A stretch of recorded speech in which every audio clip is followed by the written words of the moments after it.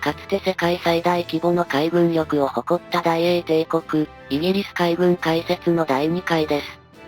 前回は駆逐艦やフリゲートなど、水上戦闘艦について解説しましたが、今回は、2隻しかないのに共食い整備が常態化している最新空母や、揚陸艦などの大型艦を中心に見ていきましょう。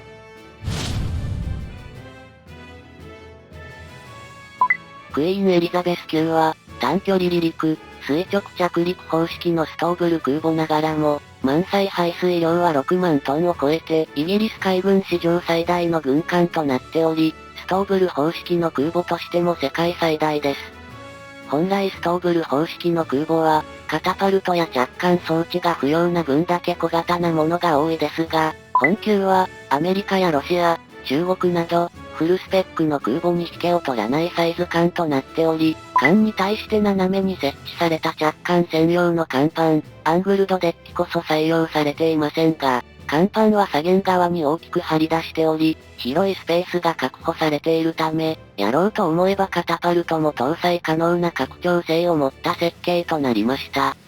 また、その外観は、航海用、航空管制用の2つのアイランド、環境を持つという特徴があり、これは、高端性を確保するとともに、各アイランドに煙突を配置することで、機関から排出される排気の通路を短縮し、給排気系の軽量化と排煙の影響を軽減しています。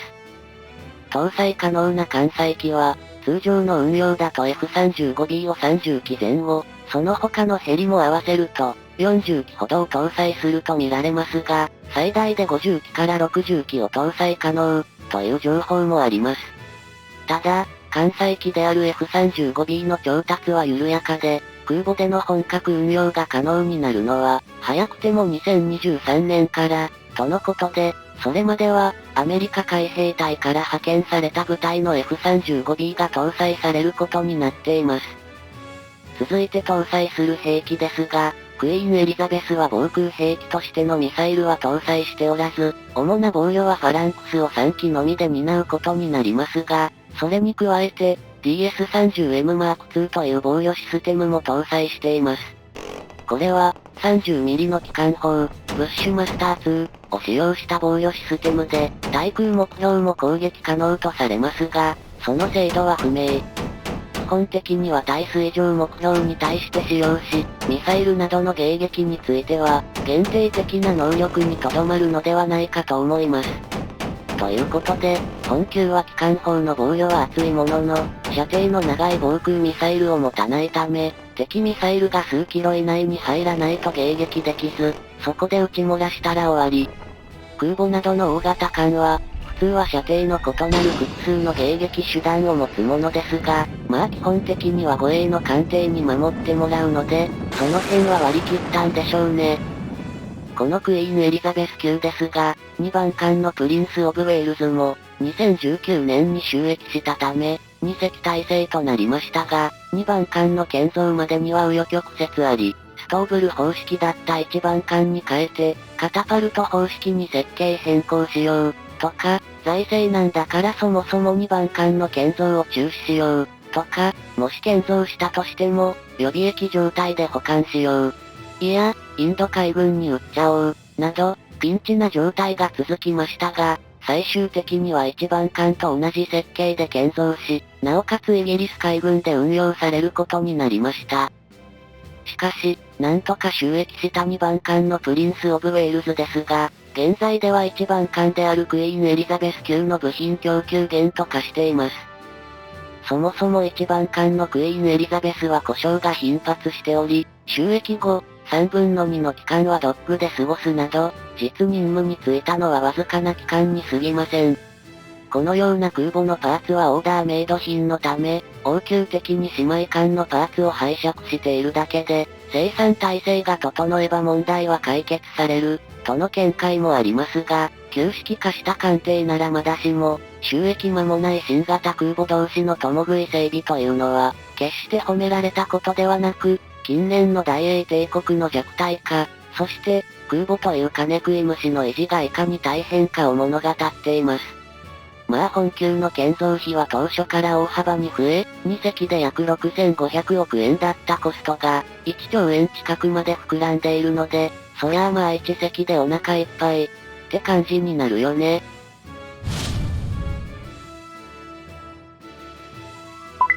アルビオンはドック型輸送揚陸艦の部類に入り、その大きさは、全長は日本の大隅型とほぼ一緒で、全幅が多少広いサイズ感となっています。本型の輸送、揚陸能力ですが、車両甲板を駐車レーンとして使用した場合、550メートル分にも相当し、大型トラックであれば31台、小型車両は36台、装甲兵員輸送車なら30両、チャレンジャー2戦車は6両、となっています。が、本型よりもわずかに小さい大隅型でも、戦車であれば10両以上、小型車両なら50台近くを搭載可能なので、サイズの割には車両の搭載能力が少ない印象。まあ日本の戦車とチャレンジャー2では重さが全く違うのと、戦車のような重量物を搭載するには、広いスペースのみならず、甲板の強度が必要なので、戦車が搭載可能なエリアが限定されているのかもしれません。完備に備えるウェルドックには、戦車を搭載可能な揚陸艇、マーク10を4隻搭載でき、また、米軍のエアクッション艇、エルキャックも受け入れ可能で、2隻を収容することができます。さらに、船の上部構造の両舷には、人員もしくは軽車両を輸送する揚陸艇が2隻ずつ搭載可能です。上部の完備甲板は、大型ヘリコプター、チヌークも運用可能なヘリコプター甲板となっており、長さ64メートルの甲板に、2個の発着スポットが設定されています。兵装は、エリコン20ミリ機関砲が前方上部構造の両舷に1機ずつと、シウスとしてオランダのゴールキーパーを艦の前後に1機ずつ搭載していましたが、シウスはファランクスに換装されています。本型は、1965年より運用してきたフィアレス級揚陸艦の運用が限界に達したことで、1996年に建造契約を発注、2003年に就役した艦で、すでに20年が経過していることから、保有している2隻ともに改修工事が行われており、現在のところはこれを代替する計画もないため、しばらくは現役で居続けると思われます。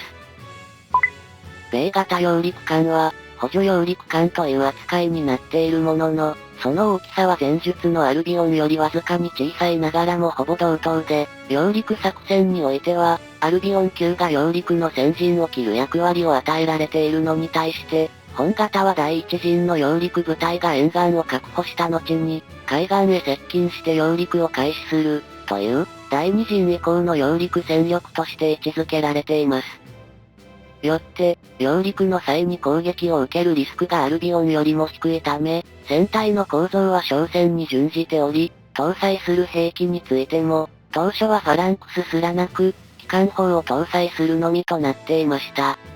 本型の輸送、揚陸能力ですが、搭載可能な車両は、チャレンジャー2戦車なら24両、小型トラックなら150両と、サイズ感はアルビオンとほぼ一緒にもかかわらず、搭載能力が桁違いに高くなっています。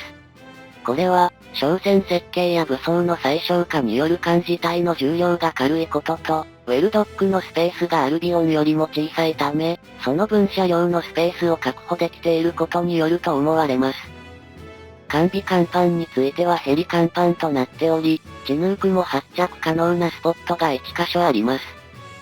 はい、ということで、前述のアルビオンが揚陸の第一波を担う強襲揚陸艦的な扱いで、米型がそれ以降に大量に戦力を送り込むための揚陸艦、という使い分けになるでしょう。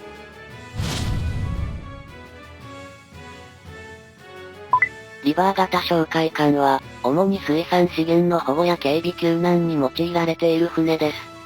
まあつまり海上保安庁や国境警備隊の巡視船のような任務を行っているので、海軍としての哨戒艦とは少し違った性格を持っています。ということで、敵の軍隊と直接対峙することは想定していないため、大口径の艦砲や軍艦に準じた装備はなく、まあ巡視船です。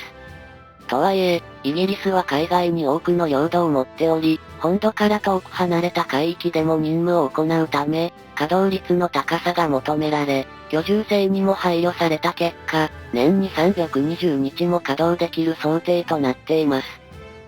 搭載する武装については建造時期によって微妙に仕様が異なりますが、最新バージョンであるバッチ2の船には、ブッシュマスター2、30mm 単装機関砲が搭載されています。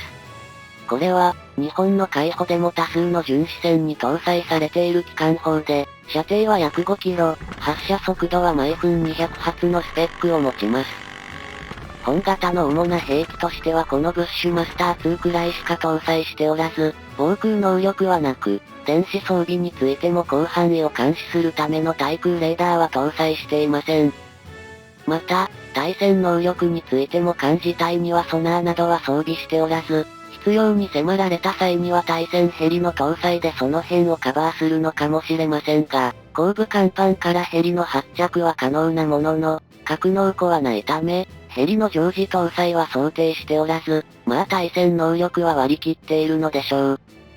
本型は8隻建造されましたが、その最新型のバッチ2の建造費は1隻あたり約190億円と高額で、巡視船並みの能力しか持っていないことを考えると、相当にお高い艦となっています。まあ小型艦にもかかわらず建造数が8隻と少なく、スケールメリットがないので仕方ないですが、12隻建造予定の日本の新型哨戒艦は90億での建造を目指しているので、これは、イギリスの例を考えるとなかなか厳しいハードルかもしれませんね。それではこれで、イギリス海軍の第2回は終了です。